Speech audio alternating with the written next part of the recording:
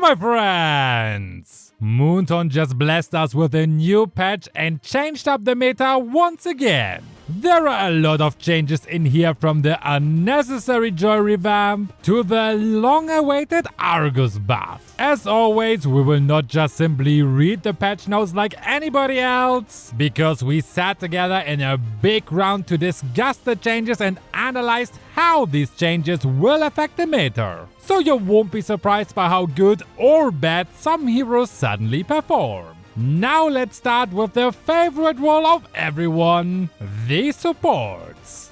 Boo-hoo! Yeah, I know that was a lie. After Moonton overbuffed many support heroes so they can dominate Season 30, they obviously swing around the nerf hammer now. Will it be enough though to get them off the ban list though? First we have our A380. Her second skill received a cooldown nerf in the early game, which makes her a bit more reliant on cooldown reduction items, such as magic boots, enchanted talisman, and fleeting time. That also takes away some of her early game insanity. But don't worry my friend, the shield stays the same. If you can tell me from which hero we ripped off that quote, you are really a Mobile Legends expert. Next, her ultimate also received a small nerf, as it cannot slow enemies upon hitting them anymore. You can always reproduce this effect though by getting Ice Cream Wand if you really want it. But remember, defense and offensive should be balanced for Matilda. Overall we can say it's not enough to remove her from the ban list. It will probably take a couple of patches like with the other OP heroes like 1-1 and Arlord. By the way, if you want to save a ton of money while buying those sweet new diamonds, make sure to re-download Mobile Legends with Aptoid and use my code MLGuys, so you can get up to 30% more diamonds for the same amount of money. Not using this great deal is absolutely idiotic, as it's 100% safe, and I already used it multiple times myself to add diamonds to my big fat diamond stack. Check out the pinned comment for the easy tutorial how to set it up in 2 minutes, and remember to use the code MLGuy to support us creating more awesome guides. Thank you for your support. Next up is our little puppy boom doll. Her passive stacks, which gave her plus 50% movement speed, is now reduced to 7.5%, but her stacks increased from 2 to 4. So it's actually the same amount at max stacks, but now Angela needs to use her skills more often to utilize this passive. Her first skill received a nerf which removed the damage boost to both creeps and minions, which makes her weaker in her farming speed. Well, Angela should not farm anyway, right? This was purely done so she have a harder time as a mid laner. But again, that's also not enough to remove her from the ban list. The same goes for our dear Angel, as her first skill received a damage boost nerf when targeting creeps and minions. Moonton really doesn't like when you use supports on the mid lane, guys, so please stop doing that. That's all for the supports, and as you might have realized already, nothing really changed here, so you know who you have to ban, my friend. Next up, we have our dear mages. First is our moon goddess. Chang'e's passive was changed. Instead of increasing the damage with her stacks, she can now slow her target by 1% for every stacks with a maximum of 20%. This was done because of the Ice Cream Wand nerf earlier, which made it much more harder for her to catch her enemies. In combination with this item, the slow effect can go up to 50%, which is actually pretty nice. Her first skill was also adjusted. It now has a higher base damage and an increased magic power bonus, which makes it her main damage source during the laning phase. However, due to the new slow effect on her passive, her first skill slow effect was reduced from 20 to 10%. Her second skill got also buffed, as it now gives you a physical attack bonus of 35%. No, before you think that makes absolutely no sense. It increases her overall basic attacks damage, so it's especially a good thing for a push maniac like me. Lastly, her ultimate also got a buff, with a higher base damage and a higher magic power bonus, from 30% to a whopping 33. That's not really high, but Chang'e says thanks for these crumbs, I guess. But really, the base damage is basically increased by 20% in the early game and 12.5% in the late game. so that's not a small buff on her ultimate, to be honest. Still, her overall damage is nerfed because of the passive adjustment, but in exchange it's much easier to hit your enemies now and give them a full blast of your ult. Especially for lower rank players, this is a very nice buff. Next up is our Forgotten Trap. His passive was changed. Now, instead of gaining 45% resilience, he now gains 30% hybrid lifesteal when there are more enemies around him. This means that Hyrule will now benefit more from concentrated energy, which makes him a stronger mid and gold laner, and it can even bring him back into the jungle. His ultimate also received a buff, which is now receiving 50% resilience. This shortens the crowd control duration his enemies can throw at him. When he decides to dash, dash, dash, he gonna tap on the dash. Next up we have our bad boy. The damage of his first skill was increased. The path damage now receives an 8% damage bonus from his max mana and the end damage a 16% bonus. This is actually an insane buff. We gave Sicilian 500 stacks and the exact same build on both sides. The damage is 242 higher on the path and 475 higher on impact, which is absolutely mad. Remember, he can spam around this skill like there is no tomorrow, and the higher your stacks are, the higher this effect will be. This bad boy will really become a bad boy to play against, and is especially good at turning around bad solo queue matches. Next, our overnerfed mid lane queen finally got some love and received some good buffs in this patch. Her second skill will have an initial 25% slowing effect that can reach up to 50%, which works really well together with Ice Queen Wand, of course. Her ultimate slow effect was also bumped up from 40 to 50%, which allows her to trap her enemies better in her chessboard. Will Eve become an S tier mage again in this new patch? Yeah! Nope. But at least she won't be at the bottom of the popularity chart anymore. At least, I hope so. Next, our former overbuffed grandmommy received another big nerf on her ultimate. Okay. Yeah, Moonton really wants to bury her, just like they did with Eve. Eh? They increased her cooldown to 130% on all levels regardless of which hero she steals from. So you have to play really smart and not waste a single chance to utilize the enemy's OP ultimate. Her win rate is already in the bottom 20, and after this nerf she will probably end up in the bottom 10. Just like some other heroes who we predicted to make a huge nosedive, and people calling us out for being stupid.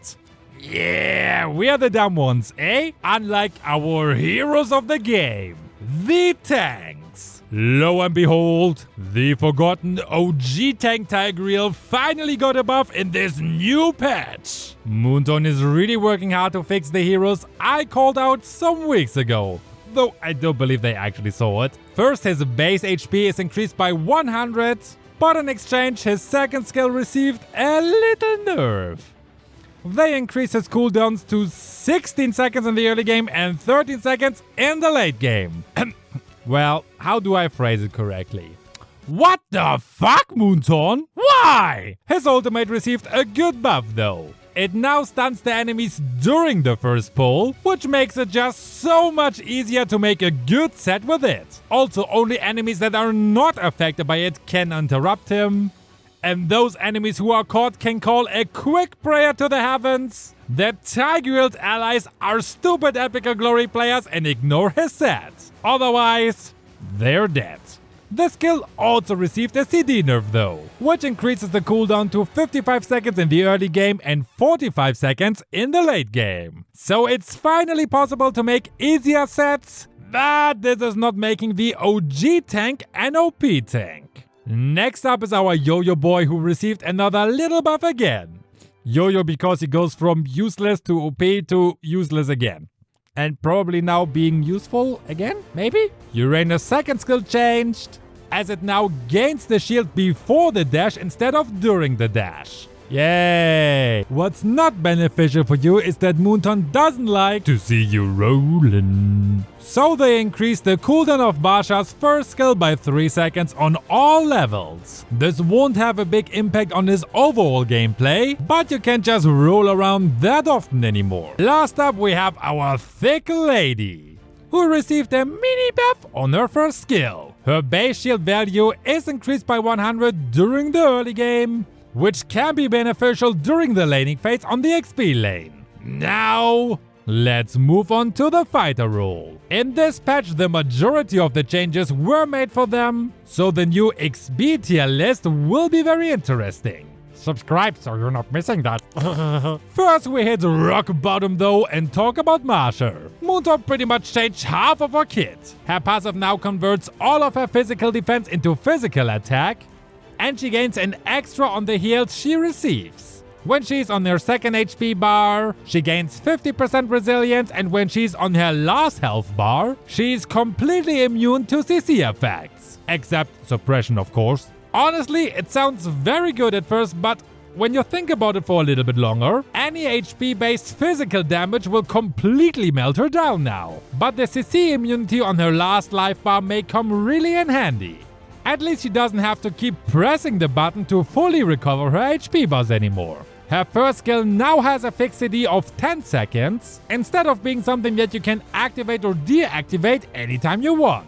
It will be active for 4 seconds after tapping the button, and because of this, you will initially lose 25% of your HP upon activating it. It will no longer consume HP continuously like we had it previously. Her enhanced basic attack also now deals 1.5% of the target's max HP, and she recovers some of her HP back every time she hits an enemy with it. During the state, any attack on a hero or creep will reduce the cooldown of this skill by 1 second. So you better keep attacking while this is active so you can keep activating it. Her second skill was also changed a bit.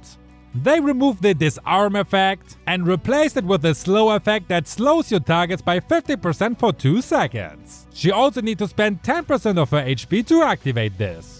Her ultimate is pretty much the same though, but they placed the disarm effect on this skill from her second skill. And it now also stuns nearby enemies for 0.25 seconds. The target will also be slowed by 25% for 2 seconds. Whee, that were many changes. Overall, I'm still not sure about the changes. I find that her being a glass cannon a bit too, conflicting with her kit. She's definitely not someone to play passive with. You really need to awake the bear inside of you to utilize her power. What do you think about her? Let me know your thoughts about her and any other changes in the comment section below. Next up is our Sandman. His first skill no longer needs to hit any target to continue. They increase the general damage as well as the damage to minions as you level it up. But to make it balanced, they remove the extra 15% damage increase per hit, which I think is a really good trait to put 𝐼𝐬𝐬𝐿 on a higher spot in the meta. Though they also tuned down his second skill. They reduced the damage reduction from 50 to 70% down to 35 to 50%. His ultimate speed was also slightly increased again, which makes it even easier to catch enemies now. Overall, this is a pretty solid buff for 𝐼𝐬𝐬𝐿, and he is probably going to be one of the best hidden gems in the game. 𝐷zong on the other hand got a massive buff. Golden Staff can now properly trigger his passive stacks. That's it, that's a buff. Very game changing, I know. Next we have Ruby's daddy. Roger's passive was revamped. In his human form, Roger's basic attack and abilities inflict extra damage equal to 5% of the target's current HP, while in his wolf form, Roger's basic attacks and abilities deal additional damage equal to 5% of the target's missing HP. So, you have to lower the HP of your enemies first in your human form, and then finish them off in your wolf form. To balance it, Moonton had to reduce the damage on his first skill for both his human and wolf form, and on his second skill in human form. But he also gains 40% extra attack speed when casting his second skill in human form, and they made the switch from human to wolf much more fluid, so he can now move or attack immediately after transforming. Overall, it's a nice buff that doesn't make him OP though. As for Julian, he received a small buff. They slightly increased the cast range on his enhanced third skill, which isn't a lot, but it's still a buff. With Mincy, they've made the animation of his first skill much more fluid, and his second skill and ultimate are now much smoother to follow up. This is a nice quality of life change for Mincy. Our Lava Lord also got a small buff. His second skill and ultimate got its CD reduced by a few seconds, which is something.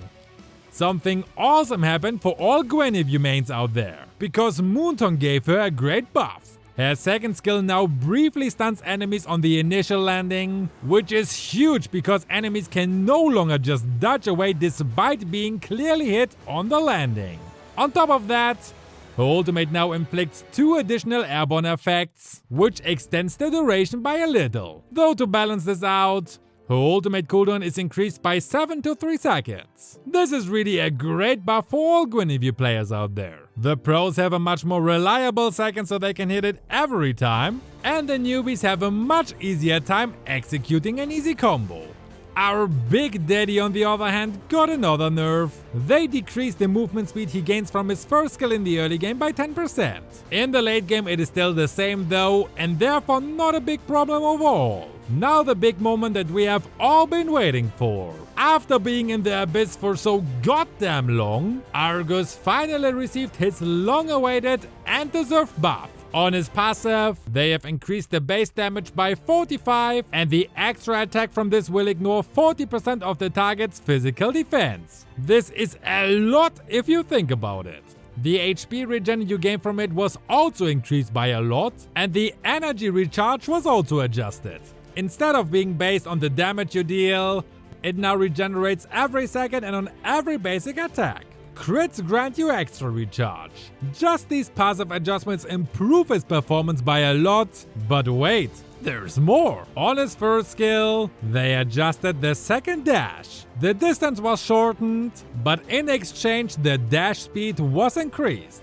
His second skill also got a lot of changes. The damage scaling was increased by a lot. It's now considered as a basic attack, so it can trigger item effects like DHS. The curse no longer deals damage to a moving enemy, but your charge is doubled against enemies you marked with the curse, and the animation of the attack will also speed up based on your attack speed. So it now fits much better into your skill set, as it's not as clunky as it was before. Lastly, his ultimate will permanently boost the charging speed of the energy of his passive, but in exchange, they had to remove the bonus physical attack.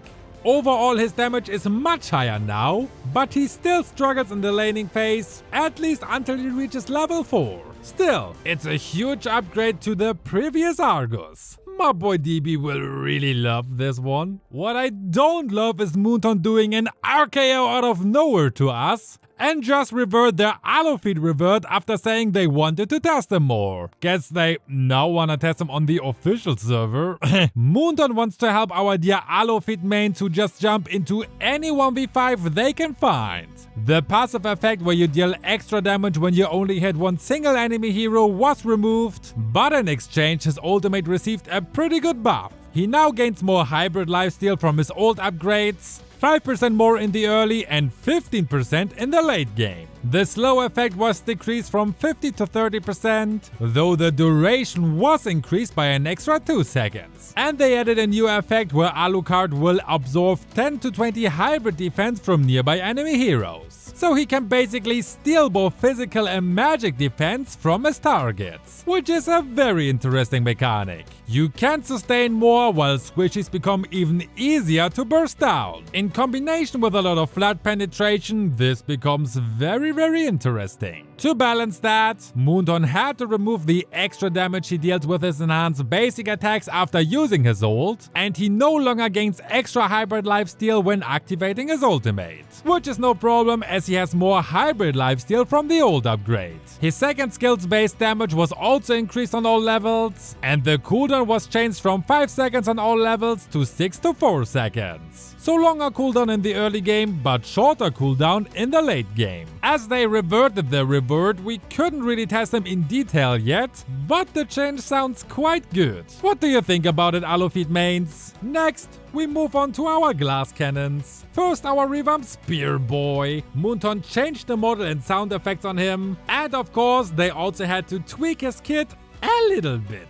His ultimate now summons a shadow whenever it hits an enemy hero, and when you press the ultimate again, you're freaking teleporting into that spot. No matter how far it is, as long as it hit an enemy hero, you can teleport to that place instantly. No punishments, no restriction, no nothing. When you teleport to the shadow, it will grant you an attack speed bonus just like from your first skill. To balance this broken AF ultimate, they reduce the damage it deals by a lot, while also reducing the slow duration from 5 to 3 seconds. And also increase the cooldown of it by 5 seconds on all levels. The attack speed boost from his first skill has also been reduced from 1.5 to 1.35 in the late game, and the CD reduction from his first and second skill was also reduced from 0.8 to 0.5 seconds. His attributes got also lowered, and they shortened his basic attack force swing time to make it smoother. If you're not a fan of his new ult, it's a clear nerf on your regular playstyle. But for that you get the ability to make the highest IQ plays possible now. Just imagine this. You hit an enemy in their base to teleport there, killing that poor bloke and then finishing the base with a few minions. To quote a famous ML YouTuber, absolutely nutty! Okay, he doesn't talk like this, I know, but Now a quick run through of the other MMs. Our time traveler has now a shorter ult cooldown, from 38 seconds down to 30 in the early game, and from 28 to 26 seconds in the late game. That's actually a very nice early game buff, as you can spam it around more often. Our Tiger Lady got a nerf though. Her bazooka state now only lasts 7.5 seconds, so exactly 1 second longer than the typical proxy viewer. Lastly, our Sniper Lady got a buff after making the biggest nosedive in recent history. The base damage of her passive was increased from 75 to 100, and her first skill cooldown was reduced by 0.5 seconds in the early game. It's not much, but at least her nose doesn't look like Voldemort's anymore. Lastly, for the hero adjustments, we have our assassins. Since Joy will get a new skin, Moonton is scared that no one will buy it. That's why they are once again revamping some of her skills and make her even easier to play for absolutely no reason. Except that more people will play her, so more people buy her skin. Her second skill no longer grants CC immunity after every dash, but they reduce the cooldown to 6 seconds at all levels. Also, you only have to dash at least twice to be able to unlock her ultimate. Though the number of perfect beats on her second skill will still determine how much damage her ultimate deals. And if you manage to do all of her dashes perfectly, the entire duration of your ultimate will now grant you CC immunity, which will make her ultimate even more unstoppable. The damage of her ultimate got lowered a little though, but the damage reduction was also lowered to only 50% per hit, and the minimum damage will now be 40%. So they essentially doubled it. Not to mention, the cooldown was also reduced from 40 to 24 seconds down to 24 seconds at all levels. Joy will surely become a meta pick again and stay one. Until they sold enough skins, then they will hit her with a nerf hammer again. Next, since Nolan has been terrorizing the ranks currently, they hit him with the biggest nerf hammer possible. His ultimate cooldown was increased from 20 to 16 seconds up to 28 to 20 seconds, and its base damage was reduced by 10 to 30 points. And wait, that was it? Nothing more? Like, come on! That would barely affect his gameplay at all! Since Fanny is also terrorizing the higher ranks, Moonton nerfed this Mikasa wannabe once again by reducing her energy restored per stack from 8 to 7. Okay, I must complain here too. Seriously, when will Moonton stop flip-flopping around with her?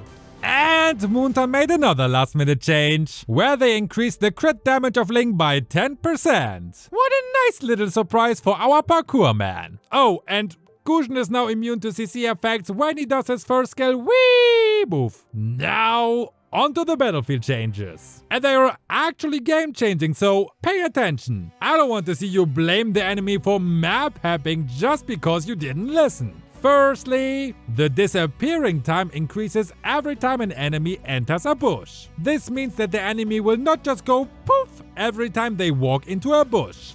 And this gives you now more time to look where they went.